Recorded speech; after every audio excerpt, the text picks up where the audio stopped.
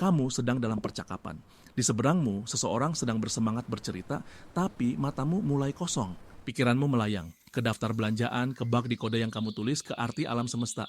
Kemana saja, asal bukan ke sini. Lalu muncul dorongan itu, dorongan untuk menghilang. Bukan secara fisik tapi mental.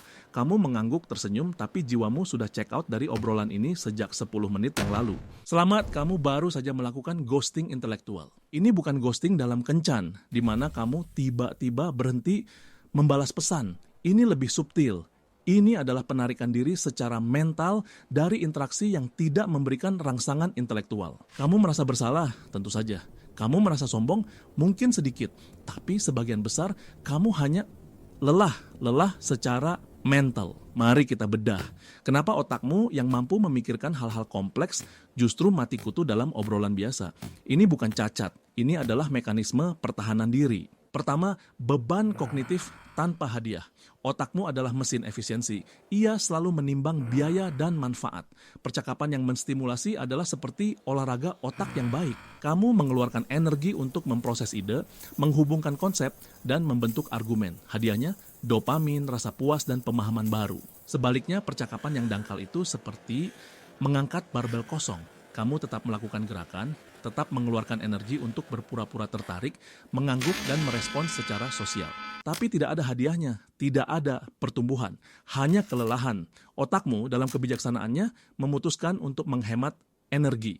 Klik ke mode hemat daya diaktifkan. Kedua, konsep need for cognition atau kebutuhan akan kognisi. Psikolog telah mengidentifikasi sifat ini. Beberapa orang secara alami menikmati aktivitas yang menuntut pemikiran. Mereka suka teka-teki, debat, dan belajar hal baru. Small talk bagi mereka bukan sekadar membosankan, tapi menyiksa secara mental. Jika kamu punya NFC tinggi, memaksamu small talk itu seperti meminta seorang pelari maraton untuk duduk diam selama berjam-jam. Energi yang terpendam itu harus disalurkan dan jika tidak, ia berubah menjadi frustrasi. Ghosting intelektual adalah caramu untuk melarikan diri dari kursi itu. Kamu mencari ruang mental untuk berlari. Ketiga, diet informasi. Kita sadar akan pentingnya diet makanan, kita menghindari junk food, tapi kita sering lupa bahwa pikiran kita juga mengonsumsi sesuatu. Informasi. Percakapan yang tidak menstimulasi adalah junk food mental. Kalorinya kosong, tidak ada nutrisinya. Setelah mengonsumsinya, kamu tidak merasa berenergi, malah merasa kembung dan lesu. Ghosting intelektual adalah respons alami tubuh mentalmu yang berkata, cukup, aku tidak mau makan sampah ini lagi. Ini adalah bentuk pertahanan diri nutrisi mental. Mari ini kita lihat beberapa contoh junk food percakapan yang sering memicu ghosting intelektual. 1. Si pemetik fakta. Orang ini membaca banyak judul berita atau fakta acak, lalu menyemburkannya tanpa analisis atau koneksi. Tahukah kamu paus biru jantungnya seberat mobil? Oke, keren. Terus, tidak ada terusnya, tidak ada pertanyaan mengapa atau bagaimana. Hanya data mentah. Otakmu kelaparan akan konteks, tapi yang didapat hanya kalori kosong. 2. Lingkaran keluhan. Orang ini terjebak dalam masalah yang sama dan setiap percakapan adalah siaran ulang dari keluhan yang sama. Mereka tidak mencari solusi, mereka hanya ingin memvalidasi penderitaan mereka. Awalnya kamu bersimpati. Tapi setelah mendengar keluhan yang ke-17 tentang bosnya yang menyebalkan, otakmu menyadari ini bukan dialog. Ini adalah monolog yang menyedot energi. Kamu menjadi tempat sampah emosional. 3. Pabrik gosip. Percakapan yang seluruhnya berpusat pada kehidupan orang lain seringkali dengan nada negatif. Siapa berkencan dengan siapa, siapa membeli apa, siapa gagal, dalam apa. Ini mungkin menghibur untuk sesaat, seperti makan keripik kentang.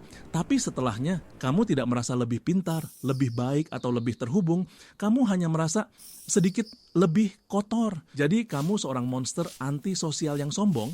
Tidak, kamu hanya seseorang yang menghargai aset paling berhargamu, energi, dan fokus mental. Pertanyaannya bukan mengapa aku melakukan ini, tapi bagaimana aku bisa menanganinya dengan lebih baik tanpa merusak hubungan. Karena menghilang begitu saja itu tidak efisien dan seringkali menyakitkan bagi orang lain. Ada cara yang lebih cerdas. Mari kita sebut ini algoritma percakapan sadar. Langkah 1, manuver halus. Daripada kabur, coba kemudikan percakapan. Ini adalah seni mengalihkan topik secara elegan. Lawan bicaramu mengeluh tentang lalu lintas. Jangan hanya mengangguk, kaitkan dengan topik yang lebih besar. Itu mengingatkanku, aku baru baca artikel menarik tentang bagaimana desain kota mempengaruhi kebahagiaan kita. Menurutmu, kamu tidak menolak topik mereka, kamu membangun jembatan dari topik mereka ke topik yang lebih dalam. Kamu memberi mereka kesempatan untuk ikut naik level. Langkah 2, batas waktu strategis. Jika manuver gagal, pasang pagar. Ini sangat efektif untuk lingkaran keluhan. Katakan di awal, aku cuma punya waktu 5 menit sebelum meeting, tapi aku mau dengar apa inti masalahnya. Ini memaksa mereka untuk langsung ke poin utama, melewati detail-detail yang menguras energi. Kamu tidak menolak mereka, kamu memberi mereka panggung, tapi dengan durasi yang terbatas, kamu menghormati waktu mereka, dan yang lebih penting, waktumu sendiri. Langkah 3, kerangka jujur tapi baik. Ini untuk hubungan yang lebih dekat. Terkadang kejujuran yang dibingkai dengan baik adalah jalan terbaik. Daripada ghosting, katakan, otakku lagi nggak bisa mikir yang berat-berat hari ini. Bisa kita bahas yang lebih ringan, atau sejujurnya, aku bukan orang yang tepat untuk membahas ini. Aku kurang paham soal gosip, tapi aku tertarik dengar soal proyek barumu. Ini menunjukkan kerentanan dan menetapkan batasan secara bersamaan. Kamu tidak bilang, kamu membosankan. Kamu bilang, aku sedang tidak mampu. Ini mengalihkan fokus dari kesalahan mereka ke kondisimu. Langkah 4, keluar dengan elegan. Jika semua gagal, ini adalah pilihan terakhir. Ghosting adalah jalan keluar yang berantakan, pintu keluar yang direncanakan jauh lebih baik. Siapkan beberapa kalimat standar. Senang sekali ngobrol, tapi aku harus lanjut kerja. Wah, sudah jam segini, aku harus pergi.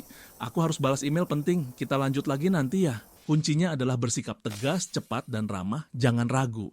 Keraguanmu akan membuka celah untuk satu cerita terakhir yang sebenarnya berlangsung 15 menit. Pada akhirnya, ini bukan tentang menjadi elitis atau antisosial.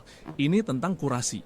Kamu mengkurasi musik yang kamu dengar, buku yang kamu baca, dan makanan yang kamu makan. Kenapa tidak mengkurasi percakapanmu?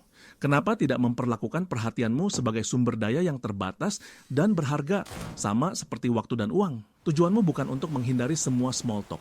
Small talk punya fungsi sosialnya. Tujuannya adalah untuk tidak tenggelam di dalamnya. Dengan melatih algoritma ini, kamu akan menemukan bahwa kamu lebih jarang merasa perlu untuk ghosting. Kamu menjadi lebih hadir dalam percakapan yang bermakna dan lebih terampil dalam mengarahkan atau mengakhiri percakapan yang tidak. Kamu tidak lagi menjadi korban pasif dari percakapan yang membosankan. Kamu menjadi arsitek dari interaksi sosialmu. Jadi, lain kali kamu merasa jiwamu mulai check out, jangan panik atau merasa bersalah. Ambil napas dan pilih strategimu. Kemudikan, batasi, jujurlah, atau keluar. Apapun itu, lakukan dengan sadar. Karena pikiranmu layak mendapatkan nutrisi terbaik.